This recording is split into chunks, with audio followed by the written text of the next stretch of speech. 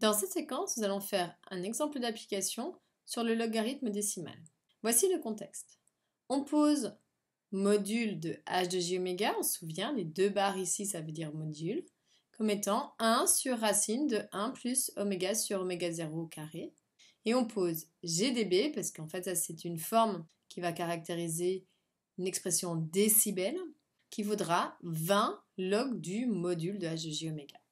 Première question, on aimerait montrer que en fait, g indice dB de oméga vaut moins 10 sur ln de 10, ln de 1 plus oméga sur oméga 0 au carré. Donc faites une pause sur la vidéo, essayez de chercher tout seul et venez voir si vous avez juste. Donc première chose, on va voir les informations qu'on a. On nous parle de g dB de oméga. Or, il est donné ici. Donc on va le recopier. On sait que g dB de oméga vaut 20 log de module de h de j oméga. Comment avancer? Eh bien, il y a encore une autre inconnue qui est module de h de j oméga. Or, il est donné ici. Donc, je vais remplacer par son expression. 20 log de 1 sur racine de 1 plus oméga sur oméga 0 au carré. On n'oublie pas son but toujours.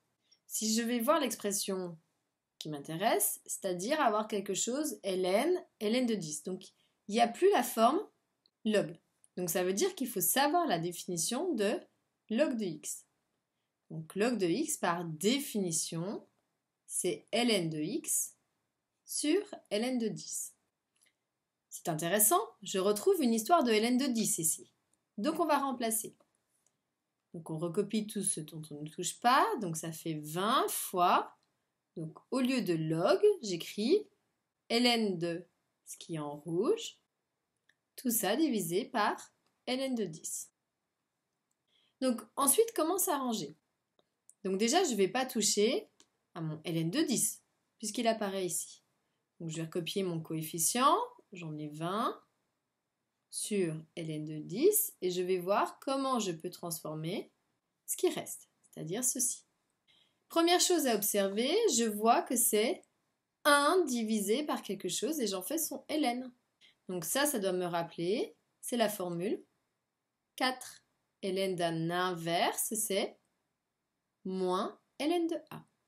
Donc ici, c'est l'inverse de la racine avec tout ce qui est à l'intérieur, donc ça va faire moins ln de ma racine, c'est-à-dire 1 plus oméga sur oméga 0 au carré. C'est intéressant parce que je récupère un moins comme dans l'expression finale. Ensuite, je dois encore continuer à agir. Comment faire?